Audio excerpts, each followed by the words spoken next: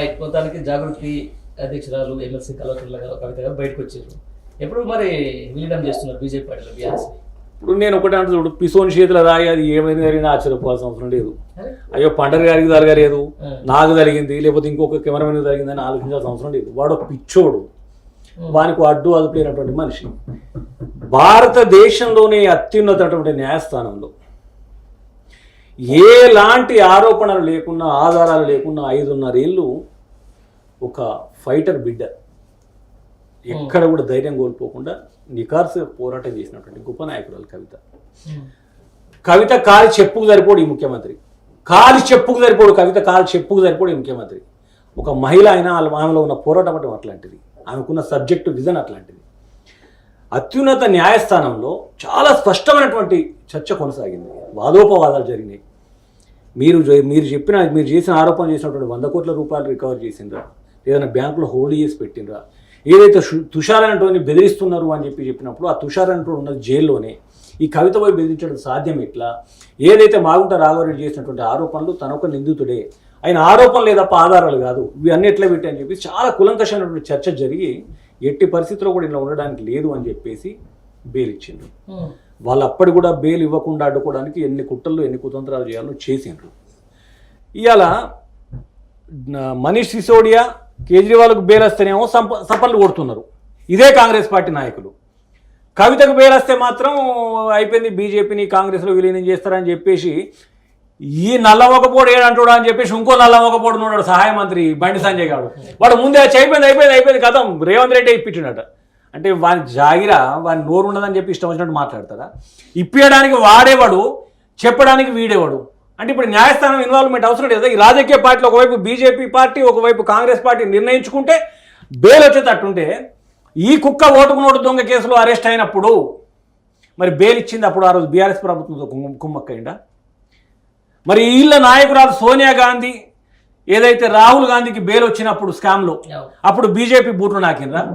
మరి ఆ చరిత్ర అనేది ఒకసారి చూడాలి కదా. ముఖం మీద అని ఉంచింది ప్రభుత్వం ఏదైతే న్యాయస్థానం. అప్పుడు సిగ్గు తెచ్చుకొని నేను మాట్లాడిన దాన్ని కొంచెం అది తప్పుగా భావిస్తూ ఉన్నా, నేను కొంచెం మదన పడతా ఉన్నా, తప్పేనాది అని చెప్పి ఇప్పుడు చెప్తా ఉన్నారు. అంటే ఈ చేతగాని కుక్కలకు ఇట్లాంటిది ఏదైనా దొరికితే దాన్ని పట్టుకొని కంకడానికే సిద్ధపడుతున్నారు తప్పితే ఇంకొక అడుగు ముందుకేసి రాష్ట్రాన్ని అభివృద్ధి చేద్దామన్న సిగ్గు లేదు వీళ్ళకు. అంతేనా?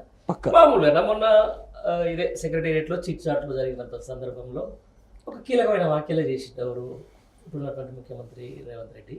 అంటే పేర్లు చూసి పెద్ద పెద్ద వ్యక్తుల పేర్లు చూసేసి బెయిల్ ఇస్తారా అని చెప్పేసి అది సుప్రీంకోర్టు కూడా బాగా సీరియస్ అయిన విషయం. మీ దృష్టికి వచ్చిందని నేను అనుకుంటా, సోషల్ మీడియాలో బాగా అవుతుంది. అంటే ఒక ముఖ్యమంత్రి స్థాయిలో ఉండి ఏది పడితే అది మాట్లాడొచ్చా? నేను అదే అంటున్నా, ఒక అత్యున్నత న్యాయస్థానం బెయిల్ ఇచ్చేటప్పుడు నేను అత్యున్నత న్యాయస్థానాన్ని నేను నా ఇష్టం నేను బెయిల్ ఇవ్వడానికి కూడా లేదు. ఆ కేసుకు సంబంధించినటువంటి పూర్వపరాలను పూర్తిగా క్షుణ్ణంగా పరిశీలించిన తర్వాత బెయిల్ ఇవ్వాల్సినటువంటి సిచ్యువేషన్ అక్కడ ఉంటే ఖచ్చితంగా ఇవ్వాల్సిందే. లేదు మా చేతుల అధికారం ఉండదు, మేము ఏమైనా న్యాయస్థానం కూడా ఇక్కడ మొండిగా వాదించడానికి లేదు, అది రాజ్యాంగం. దాంట్లో భాగంగానే ఈ బెయిల్స్ అనేటివి వస్తాయి, శిక్షలు అనేటివి పడతాయి, అక్కడ ఉన్నటువంటి సాక్ష్యాధారాలతోటే బేస్ అయి ఉంటుంది. నేనేమంటానంటే ఈ రాజ్యాంగం గురించో, ఈ పాలన గురించో, ఈ చట్టాల గురించో అవగాహన ఉన్నోడు ఈ ముఖ్యమంత్రి అయితే ఇవాళ రాష్ట్రం ఈ రకంగా అధోగతి పాలు కాకపోవు. నీతులు చెప్పే ఈ కుక్క ఇప్పటికి 80,000 కోట్ల పైన అప్పు చేసిండు. నిన్న మొన్నటిదాకా అప్పుల రాష్ట్రం అని చెప్పేసి బతికిన ఈ కుక్క 80,000 కోట్లు దాటింది. గతంలో కేసీఆర్ గారు అప్పులు చేసిందంటే అప్పు చేసింది 100 రూపాయలు అయితే ఆడ ఆస్తులు పెరిగింది 1000, అంటే 900 రూపాయలు పెరిగింది. కానీ ఇప్పుడు ఎలాంటి పురోగతి లేకుండా 80,000 కోట్ల అప్పు ఇప్పటివరకు చేసిండు 9 నెలలలో. ఇప్పుడు ఈయన మాకు నీతులు చెప్పేటోడు, ఈ నీతులు చెప్పేటోళ్ళకి న్యాయకత్వం వహించేటోళ్ళు మన సోనియా గాంధీ రాహుల్ గాంధీ వీళ్ళంతా కలిసి మొన్నటిదాకా దొంగలు అన్నటువంటి వాళ్ళని తీసుకొచ్చి వాళ్ళ రాష్ట్రంలో పనులు అప్ప చెప్తారు. అంటే వాళ్ళకు ఒక ఎజెండా, వాళ్ళకు ఒక నీతి, జాతి, ఒక ప్రజలు ఏమనుకుంటున్నారో అన్న ఆలోచన వాళ్ళకి ఎక్కడ లేదు. ఏంటంటే ప్రభుత్వం అంటే ఒక కమెడియన్ లెక్క అయిపోయింది. రైట్ అన్న. ఈ మధ్య కాలంలో ఇంకా బాగా బాధ కల్పించిన అంశం గురుకుల పాఠశాలలు సార్. ఈరోజు కార్పొరేట్ శక్తులకు సంబంధించి వాళ్ళ ఒత్తిడులకు తలొగ్గి, లేకపోతే అలా నాణ్యమైన విద్య గత 10 ఏళ్ల పాటు అందుకున్నటువంటి ఈ బీసీ, ఎస్సీ, ఎస్టీ పిల్లలు ఈరోజు నడి రోడ్డు మీద ధర్నా చేయాల్సిన పరిస్థితి వచ్చింది. ఆఖరికి గురుకుల పాఠశాలల్లో కూడా కులం పేరుతో దూషణలు జరుగుతూ ఉన్నాయి. పురుగుల అన్నం తింటామని చెప్పేసి కూడా ఆ రోజు ఒక విధంగా ఒక విదారకంగా ఏడుస్తున్నటువంటి పిల్లలు 8వ తరగతి 10వ తరగతి పిల్లలు. దాంతోపాటు రోజు మంత్రులు పోయినా కూడా భయపడే ఒక భయానకమైన సిచ్యువేషన్. అంటే కేవలం ఈ గురుకుల పాఠశాలలకు సంబంధించి నిర్వీర్యం జరుగుతూ ఉంది. బీసీ ఎస్టీ ఎస్సీ పిల్లలకు నాణ్యమైన విద్య జరిగితే రేపు పొద్దున వీళ్ళు రాజకీయంగా ఎదిగి మమ్మల్ని ఇబ్బంది పెడతారని చెప్పేసి, లేకపోతే రేపు ప్రశ్నిస్తారని చెప్పేసి వాళ్ళకి నాణ్యమైన విద్యను దూరం చేస్తుంది ప్రభుత్వం అని చెప్పేసి కొంతమంది మేధావులు అంటున్నారు. నిజమేనా? ఇప్పుడు ఒకటి ఈ ఆలోచన ఇంత ఒక క్షుణ్ణంగా మనం వాటిని గమనిస్తున్నాం. అయ్యో ఎట్లా వీళ్ళ భావితరాల పరిస్థితి ఇదని మనం ఆలోచిస్తున్నాం. అంటే ఇప్పుడు ఈ సోయానికి ఏమైనా ముఖ్యమంత్రికి ఉన్నదనుకుంటున్నారా? ఆ చదువురాంతమ్మ వాని దగ్గరనే ఇంకా విద్యాశాఖను పెట్టుకున్నాడు. హోంశాఖ మంత్రి మోగోడాయనే, విద్యాశాఖ మంత్రి మోగోడాయననే, ఇవాళ రాష్ట్రం నాశనం కావడానికి కారణమైననే. నేనేమంటున్నా అంటే గత ప్రభుత్వం వాళ్ళకు ఒక నాణ్యమైనటువంటి అల్పాహారం పొద్దున్నే అందించింది. వాళ్ళకి కావాల్సినటువంటి స్కూల్ బిల్డింగులు ప్రైవేటు కార్పొరేట్ స్కూళ్ళతో సమానంగా పెద్ద పెద్ద బిల్డింగులు కట్టేసి విద్యా వ్యవస్థను మెరుగుపరుచుకుంటూ దినదిన అభివృద్ధి అయ్యే విధంగా ముందుకు తీసుకుపోయింది. ఆ క్రమంలో చాలామంది విద్యార్థులు మంచి జెమ్స్ తయారై బయటకు వస్తూ ఉన్నారు. ఇప్పుడు ఈయన వచ్చిన తర్వాత చేసింది ఏందా, బల్లకు సున్నాలేసి కార్యక్రమం పెట్టుకున్నాడు. చేస్తే ఈ లోకల్లో ఉంటారు కదా ఈ భజన బృందం వీళ్ళది, వాళ్ళు అవేగా మా ముఖ్యమంత్రి సున్నాలేసిండని సంకలు కుదుకున్నాడు. అంటే సున్నాలేసినంత మాత్రాన మార్పు రాదు. ఆ స్కూళ్ళకు కావాల్సినటువంటి పర్యవేక్షణ ఏదైతే డిఈఓలు ఉన్నారు, విద్యాశాఖ మంత్రిగా నువ్వు ఉన్నావు, చేతగాని కుక్క, నువ్వు స్పందించు ముందు.